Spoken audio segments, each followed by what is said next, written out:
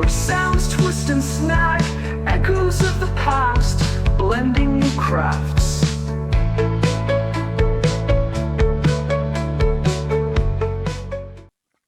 Hello everyone. I have got some vintage equipment on my bench again, and what I'm going to do, I'm going to show you how I test it, if it's okay, and whether it needs something to take care of.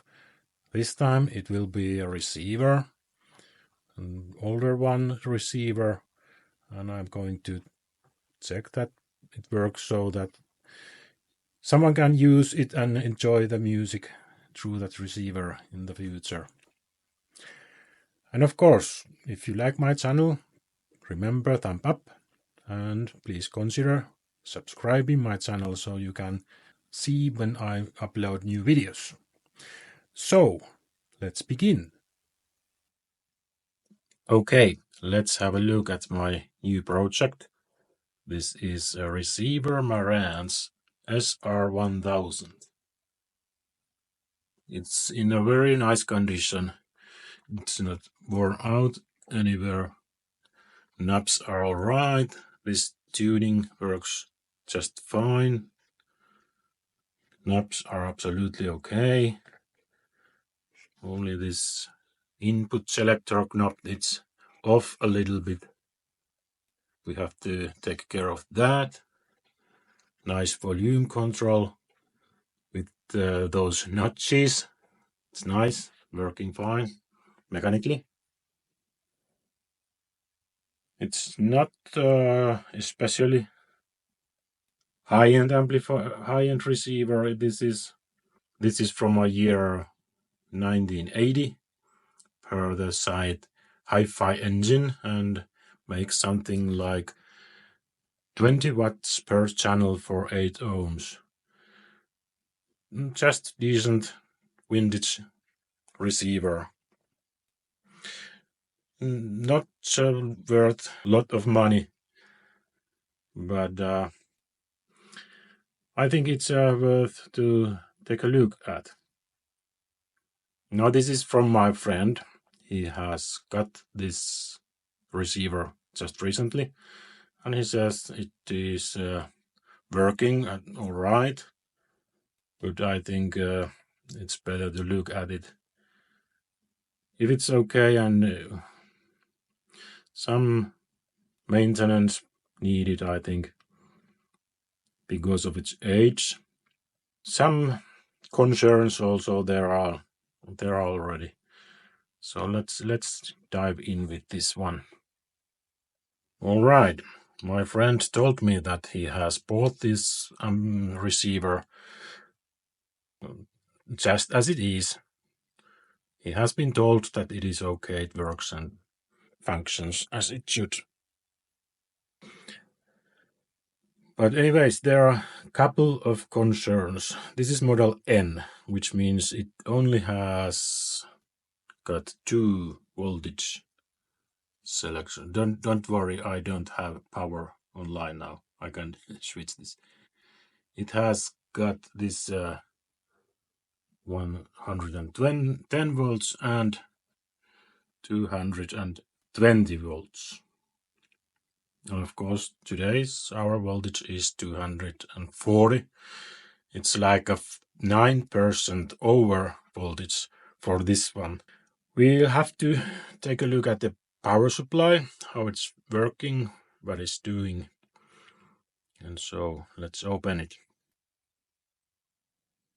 Okay, here we are looking inside of this Marantz receiver. And my friend told me that he has some concerns about this power supply section here. He told me that when he puts the power on, it looks like somewhere this area he saw slight smoke coming out. Just a little bit of smoke. Now, after the second turning this device on, there is no smoke, nowhere smoke. But It is never a good sign to have a smoke out of your receiver power supply section. So we are going to take a look at that. And then other things that came in my mind. We are looking at the power amplifier section. We do have this STK 463 power amplifier module. If there is something wrong with that, let's hope not. But if there is something wrong with that, it might be just a little bit too much for repairing this. It's very hard to get on these parts anymore these days, and anyways, they are very expensive if you find one. Power it on with my power limiting bulb. I have a 100 watts bulb there, so we can limit the current if something really horrible will happen. It won't burn out everything in this receiver. So the first thing I'm gonna do, I'm checking that my speaker selections are on, and I'm going to patch the power on like that. Now we can see it is not taking our current because the bulb is dim. It's okay. And after that, I think the first measurement should be, here is the ground point from the speaker terminal, is the common ground. Let's check some voltages. One voltage here is marked as 34 volts regulated voltage. And we have 34.7 as expected, because we do have our voltage in input section. We also might have some hour voltage in our secondary section. In this case, it is even on the regulated one. Now there is this little Zener diode there, and it says it should be 14 volts here. It's quite much more. It's 14.9, like so. So that's a little bit of concern. It's too much voltage, even if we have this current limiter here. And then the main voltage is for the power amplifier. We do have 32.5, that's okay. It should be 33. And now we have minus 32.8. It should be minus 33. So that's okay for now. But remember, we do have this current limiter here. So I'm going to turn it for the full power now, like so. Now we do have the full voltages. Let's check the main voltage rails now again. It says minus 37.3 and plus 37.2. They are quite much higher than expected. Now that is a little bit of concern, of course, because our filter capacitors, they are quite low voltage rated. In schematics, they say only 42 volts. So what I'm thinking, I should take those capacitors out from the power supply and measure them and look how they perform. And also I think that this Zener diode, which is regulating the voltage in power supply. It says 15 volts now, it should be 14. It is also a common issue with these old Marantz receivers. It can go bad. I can smell already it is running warm somewhere. I think this resistor here is warming up very quickly. And of course, if you measure that, this resistor, it's 150 ohms and it takes 20 volts over it. So it is going to dissipate nearly the full 3 watts what it's rated for. It is going to get hot. But of course, before we continue any further, I want to check that on some level this power amplifier section is decent. So one more measurement which is critical. We have to take a look at the output if we do have DC. Remember, this is one module. We are not able to adjust the DC point anyhow. It looks okay. This channel and then the other one, left channel, it's also okay. Only some millivolts, so that's perfect for this amplifier. That's good news. We can continue. Okay. Now I have taken out some of the capacitors from the power supply. These are the main filter capacitors. And my test equipment LCR meter is connected to the one capacitor still glued on the board because there is a neat design in this power supply because of the great heat source from that particular resistor we looked just a moment ago. It is a 150 ohm resistor which runs very hot, and in the factory they have decided to paint over the capacitor next to it so that it wouldn't take so much heat from the heat.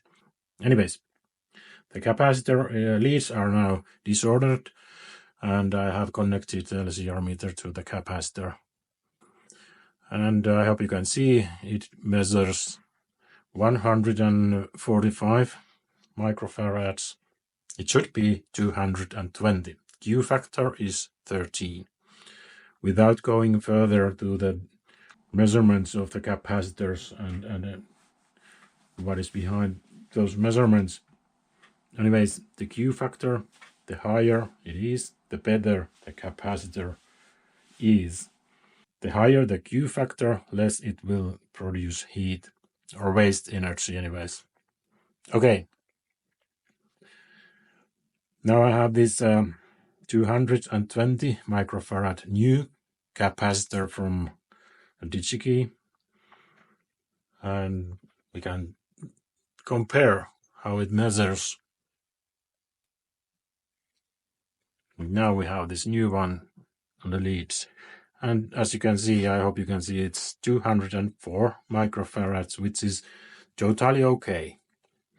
They usually are a little bit lower than the marking, and there is some tolerance anyways. Now I'm taking the measurement with the 100 Hz signal, which is similar to the power supply in our country. And as you can see, the Q factor is way higher than the old one. So the conclusion with this cap, it is this old here, it is totally kaput. We have to change that one. And then we have these big caps for the main rail voltages. We can measure them as well. They should be 6800 microfarads. This one measures around to 6,400 microfarads.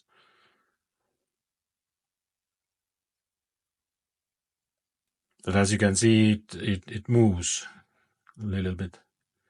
It's not a constant value. That is not a good sign. It changes too much. The other one,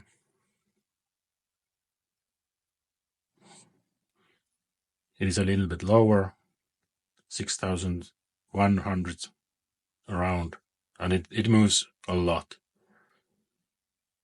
It's not a constant value. Also, this Q factor goes all over the place. So that tells me that this capacitor is not okay. It shouldn't do that. It measures very poorly. They have to go as well. Which tells me that the whole power supply section should be recapped, at least. Here you can see again this design, how this cap is glued on the board. So this resistor here, which gets hot, is not gonna affect so much to that capacitor. Anyways, it's bad these days. And also we have this glue all over the board. I'm going to remove that because it might cause some problems in the future. Okay, now we have new parts inside this amplifier. Let's have a look at that. Now what I have done, I have changed these capacitors for the power supply. These main filter capacitors, they are now higher voltage. They are 50 volts because we saw that our power supply is something about 37 or even a little bit higher than 37 volts. Now they are sufficient, and they are, as the old ones were, they are 6,800 microfarads. And these little capacitors as well. And one component, this Zener diode here, that's also a new one, and it is now 5 watts tolerated, a bigger one, so I think that's not gonna hurt anything anyways. And this power amplifier module, I took it out and I did put a new thermal paste between the module and the heatsink. Now it should go really well in the future. And that's about it. We are going to put this amplifier on and see if it works. Of course, I have my current limiting bulb here for safety reasons. Let's put it on. Looks good. It's just blinked like half a second or so. No shorts. And then we are going to measure the voltages again, how they do now.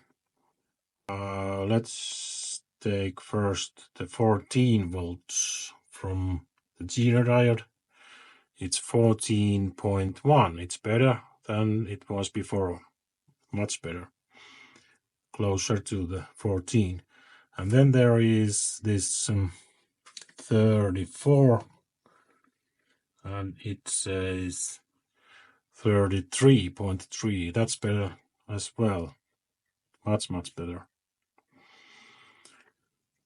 Maybe we can turn it to the full power now, like so, and just take new measurements.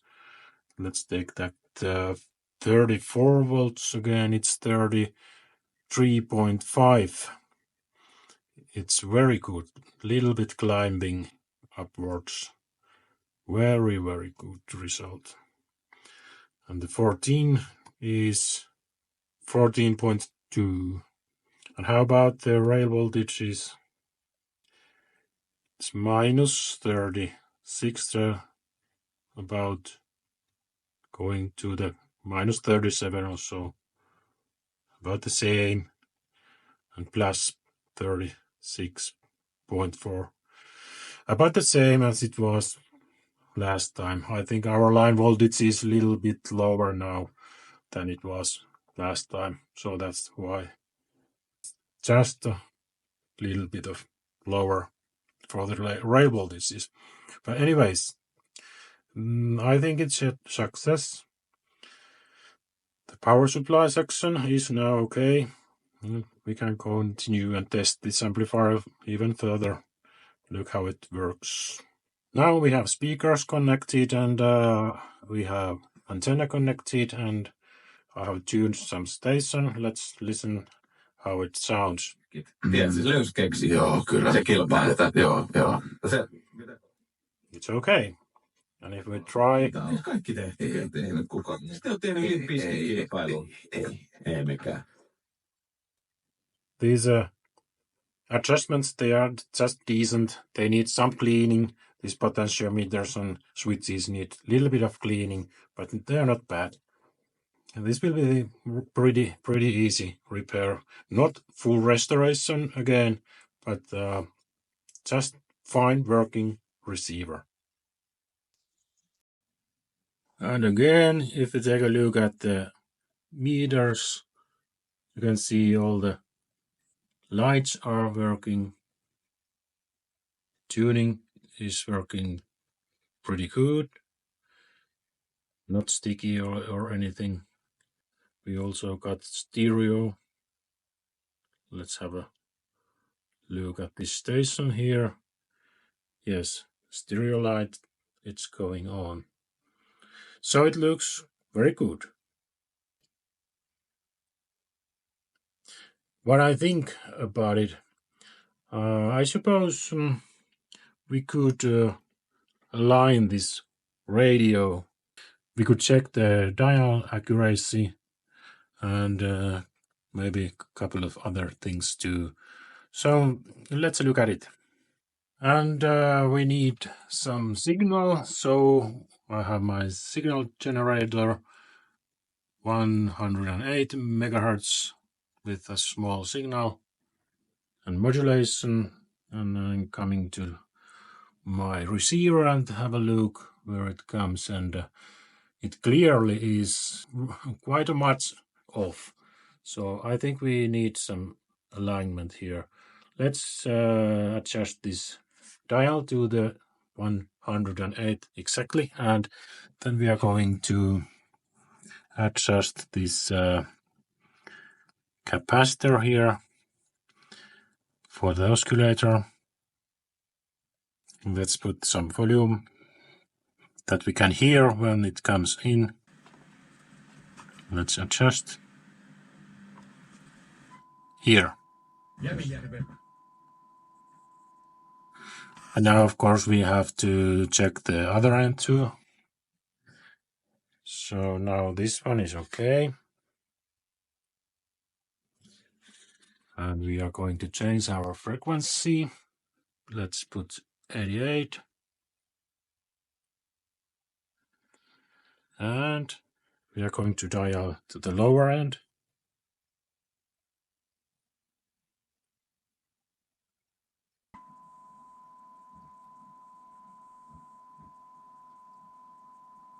And it's quite much there. Yeah, that looks good. So only the upper end needed some adjustment. Now our tuner is aligned for that.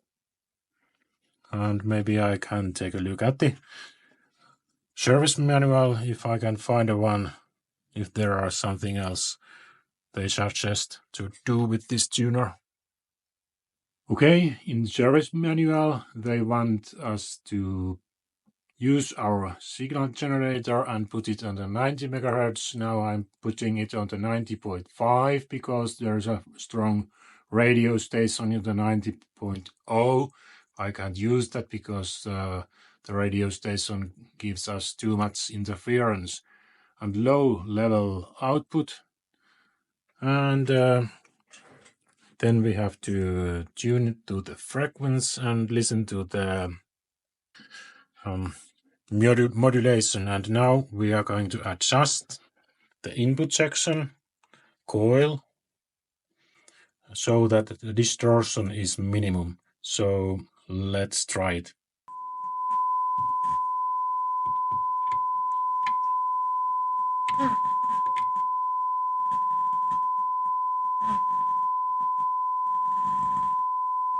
And it's about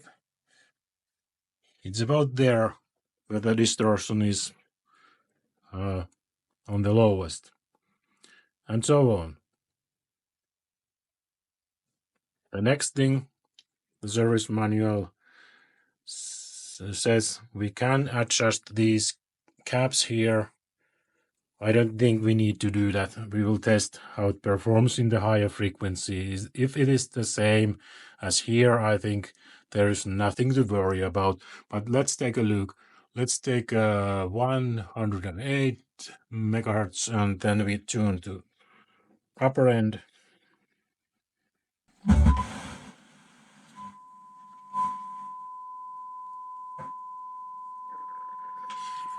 And I would say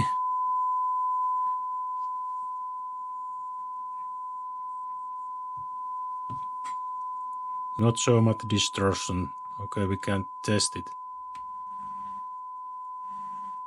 No, it is spot on, I'd say. Yes. Okay, that's aligned for the input section now. Next thing the service manual wants us to align is this IF section. Here's the double coil for the IF, so that there would be lowest amount of distortion. But there are two coils, upper and lower, and unfortunately I don't have that special tool to make the adjustment. I would need that kind of tool that it goes through this upper coil and then I can touch the lower coil. But I think we have to skip that one in this time. Anyways, if I'm referring to the input section alignment, I think it is not so much out of tune with the IF section. Anyways, the radio works fine. We can't be absolutely sure, but I think we have to skip for that one this time. But maybe we can continue the stereo adjustments. Now, the next thing they want us to do is the stereo multiplex alignment. And it means frequency control, which is here. It says VCO adjustment R304. And we need to put our signal generator to 98 megahertz and produce stereo signal with pilot tone. And we can see we have stereo signal illuminated here. Then we need frequency counter here, and we have connected it to the test point 301. And so now when we are going to take out our modulation, let's try to put it on the mono. Yes, the frequency counter will give us some numbers, and now it's declining. So it's a little bit tricky to adjust. We need to have this stereo signal for a while, and then we take it to the mono, and we have this frequency here. Now I have to adjust it to the 19.08. It's just a little bit off, and I'll try to adjust that to the right point now. And it is pretty touchy control now that I have adjusted it, and let's have a look what it says. Pretty close. Can't get more better. With that one turn trimmer, it's not possible to go more close than that, but it's okay. And one more thing for stereo separation adjustment. So we have to put our signal so that we have only right channel signal in generator for modulation, and then we are listening to the left channel and we are trying to get least amount of signal here, and we can listen it. It's about there, and then we change the left channel modulation, and then we turn only right channel. We are listening to right channel and listen. Here is the lowest point. It's between those lowest points. Now we are listening right channel with left modulation and vice versa. Now it's aligned for the stereo separation as well. Here is the alignment process for the FM radio. I'm not going to do the AM radio alignment. We have absolutely nothing to listen here from AM stations, so that's not very much needed in our country. But I suppose this is a nice little receiver and has got many years to go. All in all, this receiver needed recapping for the power supply section. As you can see in the picture of the board, there is a darkened area of the power supply section. I changed all those capacitors, but nothing else. Other capacitors, they were measuring okay, and in this time I did not replace them. I'm sure this receiver will work just fine, and if it needs recapping in the future, then it will be its time. I also made an alignment for the FM radio tuner, and all it needed was dial accuracy adjustment so that our dial shows the right frequency what we are receiving, and some adjustment for the multiplex, meaning stereo receiving. Thanks for watching. I hope you all peace and happiness, and see you soon. Audio tinkering lab, where sounds twist and snap, echoes of the past, blending new craft.